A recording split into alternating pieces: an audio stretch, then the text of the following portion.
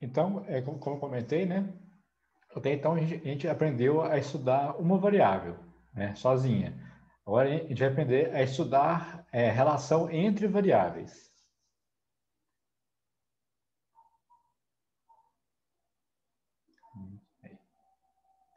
Beleza. Vamos aprender um gráfico novo aqui. Esse gráfico aqui, que é o gráfico de dispersão, que ele é extremamente usado também. É chamado em inglês no software de scatterplot. Ele é utilizado para visualizar se existe ou não relação entre duas variáveis numéricas, seja discreta ou contínua. Enfim, então vamos propor um novo contexto aqui. A gente está estudando a relação entre a variável vendas do café, um produto aqui, né, um café qualquer, com o preço dele mesmo. Será que quando eu aumento o preço dele, o volume de vendas diminui, aumenta, ou não acontece nada? Então, cada ponto aqui, né, é um registro da base de dados. Então, nesse registro aqui, o preço estava mais ou menos 3,80 e vendeu aqui aproximadamente 45 unidades. Nesse registro aqui, o preço abaixou. Aliás, o preço aumentou. Estava quase R$ 4, vendeu menos. E esse aqui, o preço continuou aumentando, ó, o preço no eixo X. E, né, as vendas. Geralmente a gente põe a resposta no eixo Y. Que a gente quer estudar as vendas, né, a gente quer ver como que as vendas variam de acordo com a variação de outros preditores, né? Então aqui as vendas do café, esse aqui o preço maior ainda e vendeu menos. Olha só, então, o dia que teve o maior preço foi o dia que menos vendeu.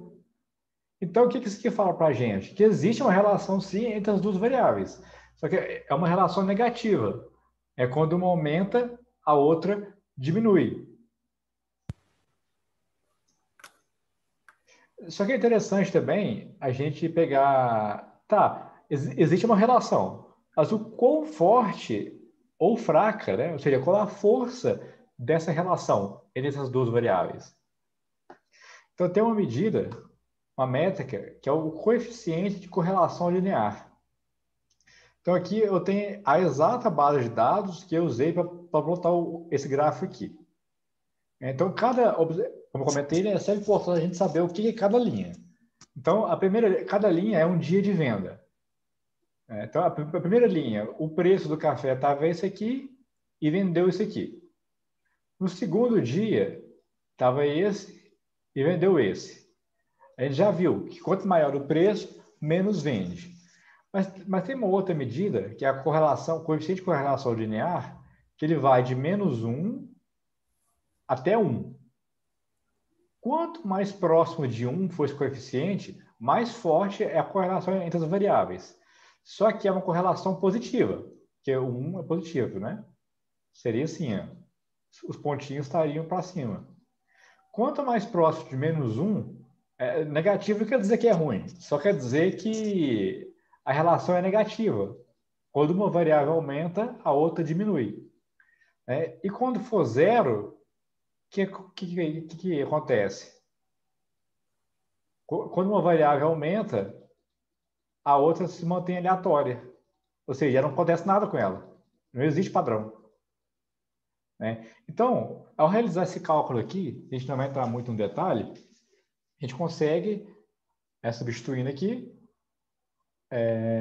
quem quiser entrar na matemática depois aqui, pode me perguntar, a gente bate um papo. Mas, por enquanto, o objetivo é a gente conseguir interpretar isso aqui.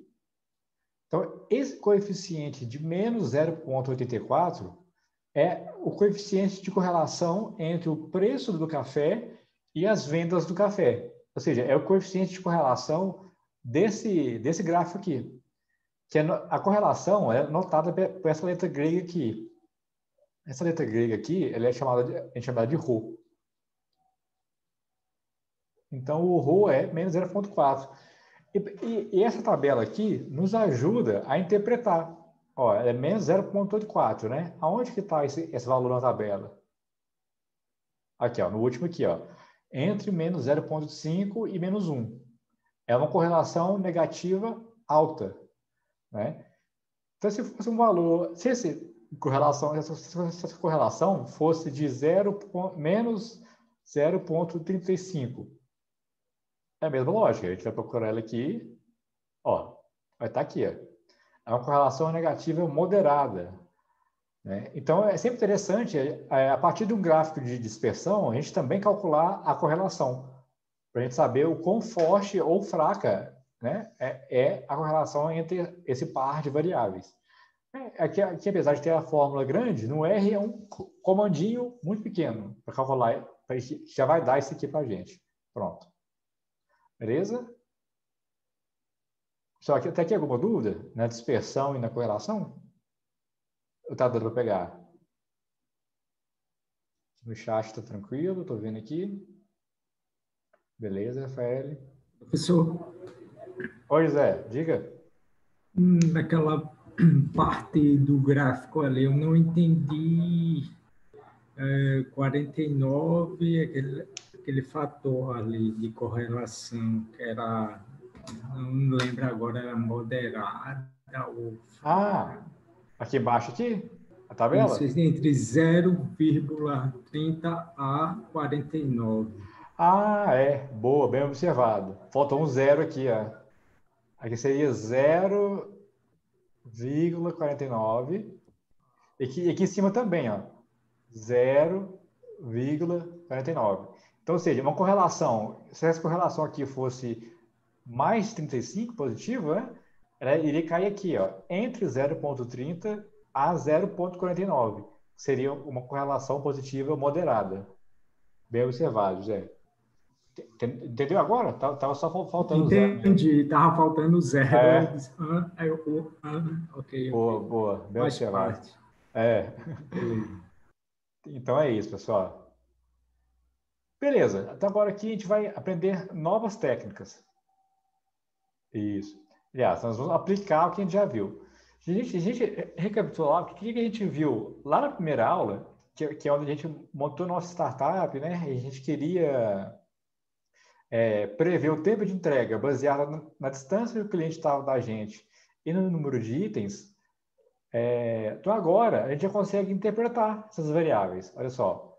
A gente pode. Então o que a gente faz quando a gente pega vamos supor que a gente acabou de receber esse conjunto de dados. Então, primeira coisa, estatística descritiva. Está aqui nossa tabelinha. Ó, a gente pode, inclusive, interpretar qual foi o menor tempo de entrega. Olha lá, ó, 9 minutos. Qual que foi o maior? Olha o máximo aqui. Então, olha, o tempo de entrega que teve mais demora foi 79,24 minutos. E qual que é o tempo de entrega médio? 22,38, né? E quanto que o tempo varia em torno da média? Olha só, 69%. Então, a gente tem uma variação grande. A média é 22,38, mas tem muita variação. Então, com esse conhecimento que a gente já tem de estatísticas descritivas, a gente já consegue ter o primeiro contato com os dados. Olha a mediana da distância, 330. Isso quer dizer que 50% dos pedidos foram até 330 quilômetros de distância da nossa filial. Não, perdão, metros. Esse aqui é em metros. E já os outros 50% foi acima de 330 metros da nossa matriz. O Renan falou aqui que no slide dele não possui o cálculo do coeficiente de correlação. O cálculo ele está aqui do lado, Renan. Aliás, eu resumi o cálculo, porque é um pouco grande esse cálculo aqui. Mas a gente pode fazer, é bem tranquilo fazer. Não, Mário, essa apresentação aí, no meu slide que eu baixei, não tinha. Não tem. É porque eu acho que eu pus depois. Tá só a fórmula?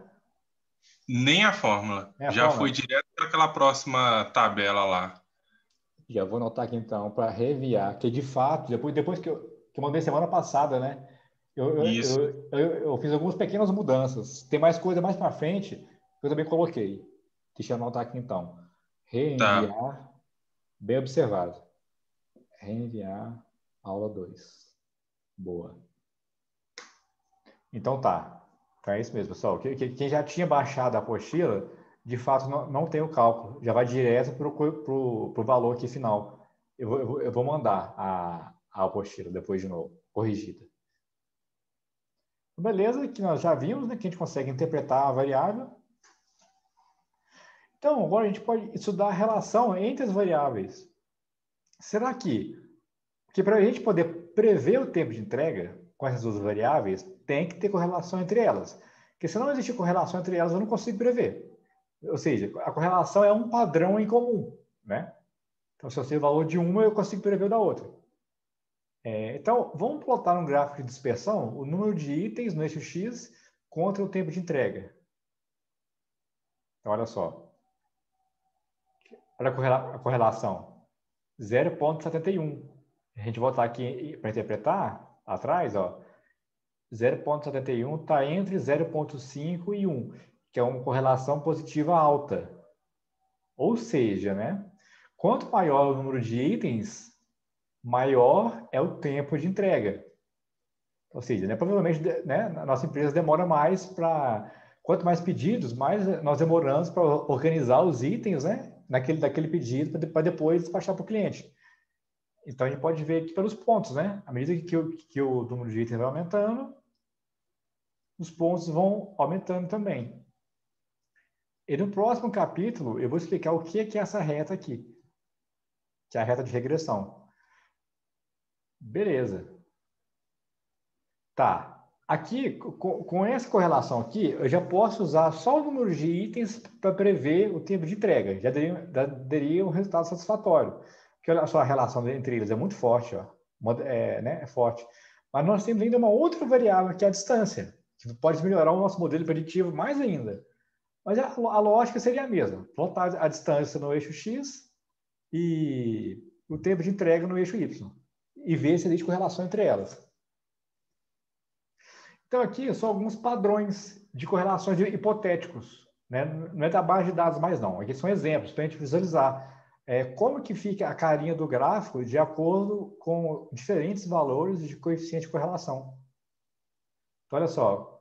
Quando a correlação ela é próxima de 1, menos 1, né, fica quase uma reta. Ó.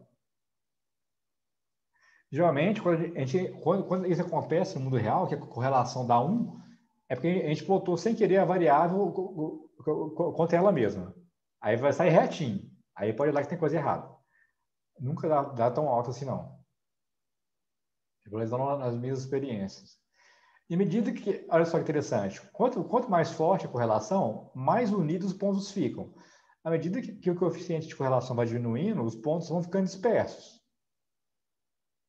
Olha, quando chega em 0,5, se eu passar uma reta aqui de regressão, ó, ela já tem ponto muito distante da reta. A variação vai estar muito grande. Ou seja, meu modelo vai ter uma capacidade preditiva menor. Quanto maior a correlação, seja positiva ou seja negativa, mais indicativos a gente tem que o nosso modelo preditivo, né, que essa variável que a gente está testando vai contribuir para o modelo preditivo. E por que é sempre importante a gente não olhar só o coeficiente de correlação, olhar o gráfico também. Olha só que interessante. Todos esses gráficos resultam em um coeficiente de correlação de 0,82. Esse aqui está bonitinho. Olha esse aqui. Ele é não linear, ó. Olha só. Esse coeficiente de correlação, ele captura relações lineares. Não lineares, ele não captura bem. Então, por isso que chama coeficiente de correlação linear de Pearson, né? Então, se eu não olhasse para esse gráfico aqui, se eu fosse direto para o coeficiente, sem ver o gráfico, né, teria alguma conclusão errada. Olha isso que interessante. Olha a correlação linearmente perfeita, mas tem um ponto fora. Esse um ponto fora foi suficiente para diminuir a correlação. Se ele tivesse certinho aqui, né, seria 1 correlação, seria o máximo. E aqui também, ó, não tem correlação nenhuma. Tá todos os pontos em cima do mesmo. Ó. os valores do eixo X estão parados e os valores do eixo Y estão variando. Ou seja, não tem correlação aqui. Mas por algum motivo, talvez por algum erro de digitação, apareceu esse ponto aqui. E distorceu completamente o coeficiente de correlação, que também deu 0,82. Então, tem casos que a gente tem tanta variável que realmente é difícil examinar o gráfico. Mas sempre que possível, é recomendado olhar o gráfico também, não só o coeficiente de correlação. Tá bom? E aqui agora é uma forma de visualizar 3 variáveis. É um gráfico em 3 dimensões. O que acontece? Na prática, o gráfico de 3 dimensões pode não ser tão intuitivo. Então, é melhor plotar os pares de variáveis. Mas é só passar para vocês que existe a possibilidade. Então, aqui nós temos aqui no eixo Y o tempo de entrega, no eixo X o número de itens e no eixo Z a distância. Mas olha que interessante. O ponto que tem a maior distância é aquele que tem o maior número de itens, aqui 10, e é o que mais demorou. Então, assim, a gente consegue interpretar algumas coisas. Então, essa linha aqui, ligando até aqui embaixo, foi um adicional que eu pus para poder orientar melhor aqui no plano. Né? Para a gente poder ter uma noção melhor da profundidade. Mas poderia ser só os pontos também. Uma forma, talvez, mais didática de plotar, ao invés de mostrar o gráfico de 3 dimensões, pode ser colocando assim, ó, pares de variáveis. Aqui eu tenho a correlação entre o tempo de entrega no eixo Y e o número de itens no eixo X. Aqui, eu tenho a correlação entre o número de itens no eixo Y e a correlação entre número de isso e a distância no eixo Y, no eixo X. Olha, a gente vê que a correlação entre elas é muito pouca. A gente não precisa que tenha correlação entre os preditores também. A gente precisa que tenha correlação dos preditores X com a variável resposta Y. É o que nos interessa. Tem também a matriz de correlação, que eu posso ver. A matriz de correlação, ela nos dá também a correlação entre todas as variáveis, par a par. Então, na diagonal da matriz, diagonal principal, vai ser 1. Por quê? É sempre a correlação da variável com ela mesma. O tempo de entrega com o tempo de entrega, número de itens com o número de itens, distância com distância. Mas eu posso pegar a primeira coluna da minha matriz, que é o tempo de entrega, e ver, olha só, a correlação do tempo de entrega com o número de itens, 0,82. A gente voltar só naquela tabelinha, é uma correlação alta. E olha a correlação do tempo de entrega com a distância, 0,71. Também é uma correlação alta. Ok. A gente pode usar também o box plot, para ver a relação entre uma variável quantitativa e uma qualitativa, ou seja, uma variável numérica e uma variável categórica, string. Voltando lá no conjunto de dados íris, eu quero ver como se comporta o tamanho da sépula de acordo com cada espécie de planta, de íris. Nós temos 3 espécies, né? A setosa, versicolor e a virgínica. Então, a gente vê claramente que a virgínica, que a setosa é a que menos possui medidas, né, para a sépula. Já a versicolor, ela é intermediária. São aquelas plantas, aquelas flores, aquele tipo de íris que possuem valores mais intermediários. E a virgínica são aquele tipo de íris que possui maior tamanho de sépula. Só que teve uma, olha aqui, ó, tem um pontinho aqui, que é um outlier. Teve uma íris que, por algum motivo, ela teve a sépula muito pequena. Aí, o que aconteceu, eu teria que investigar. A gente pode usar o box plot também para visualizar a distribuição de uma série temporal ao longo do tempo.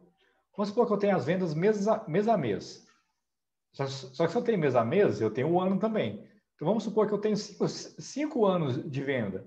Eu posso plotar os 12 meses do ano em cada box plot e ver se tem alguma tendência.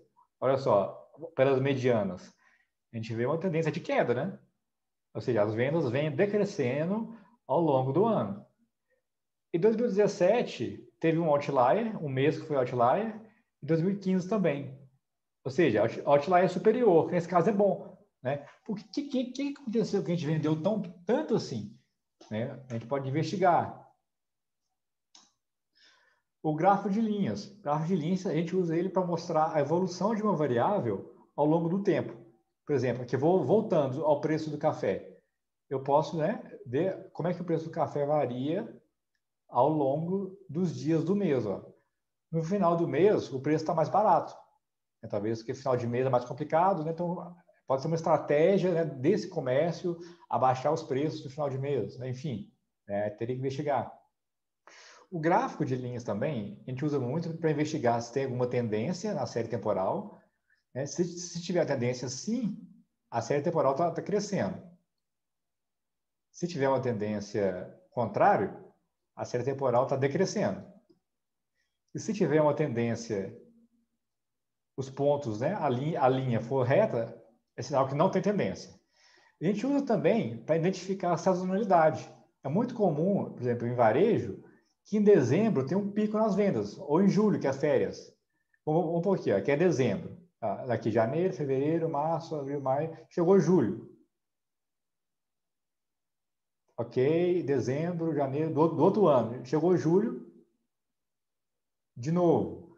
Né? Então, a gente usa esse gráfico de linhas também para identificar tanto a tendência quanto a sazonalidade em uma série temporal. Né? Uma série temporal é uma variável que ela é ordenada cronologicamente. E agora aqui, o gráfico de setores, também conhecido como gráfico de pizza. Então, até pus aqui, cuidados, ele exibe a proporção de cada nível categórico de uma variável. Por que eu pus cuidados aqui?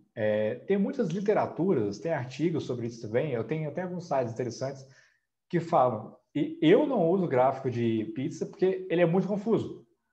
Então, olha aqui, para a gente olhar, pesos dos itens no IPCA em janeiro de 2014. Qual que é o menor aqui? A gente tem que sair procurando. A gente não sabe. O maior é um pouquinho mais fácil, ó, alimentação, parece. Enfim, tá vendo como ele é confuso? Pode ser mais interessante a gente exibir essa mesma informação em um gráfico de barras, ordenado do maior para o menor. Olha só, então eu sei que o menor peso foi educação e o maior peso foi alimentação. Fácil de ver. Né? Então, assim, eu não uso gráfico de setores. Quando tem duas categorias só, ele é ok de usar, porque aí fica mais bonitinho. Por exemplo, assim, sim ou não. Vai ter simplesmente duas fatias, né? Aqui sim, aqui não. Mas começou a ter mais categorias, já fica confuso. Enfim, aí fica a gosto de cada um. Beleza, então, pessoal. Nós vimos nessa aula os gráficos de dispersão, 2D e também 3D. Nós vimos aqui o que é o coeficiente de correlação. Nós vimos as matrizes de dispersões, que são aqueles gráficos pares a pares. Nós vimos a matriz de correlação. Nós vimos como que usa o box plot, né, para visualizar a relação entre uma variável numérica e uma categórica. Nós vimos o gráfico de linhas. Nós vimos o gráfico de setores ou o gráfico de pizza. Tem algum ponto que vocês querem que volte aqui? A gente quer passar? A próxima aula aqui será... Ah, tá, beleza. Qualquer coisa a gente vai seguir. Ah, a Rafaela perguntou aqui, peraí.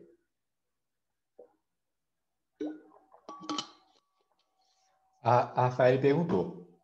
Professor, faz sentido eu construir um modelo para estimar a produtividade, por exemplo, com as variáveis preditoras volume e tempo?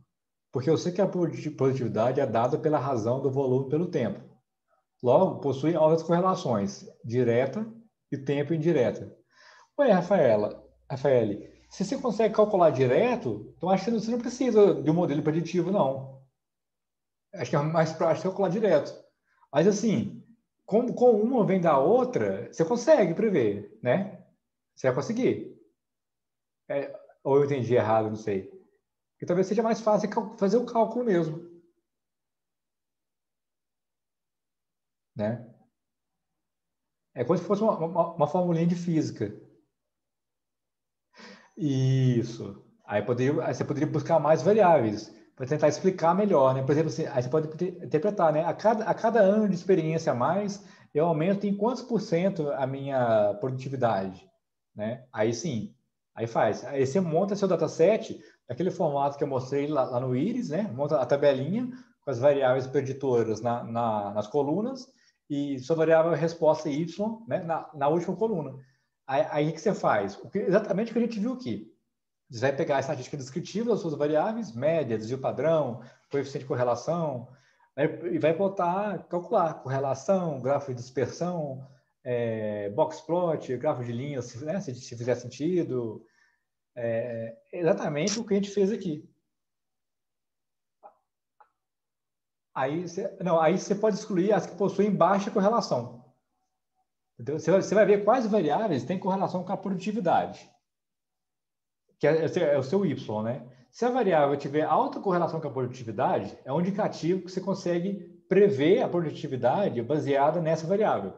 Se a correlação entre a produtividade e essa outra variável for baixa, é um indicativo que você não vai ter muito êxito em usar essa variável. Entendeu? É o contrário. E quanto mais forte a correlação, mais forte é o padrão em comum. A prática de padronização dos valores, tá, é o que a gente vai ver aqui agora. Normalização e padronização.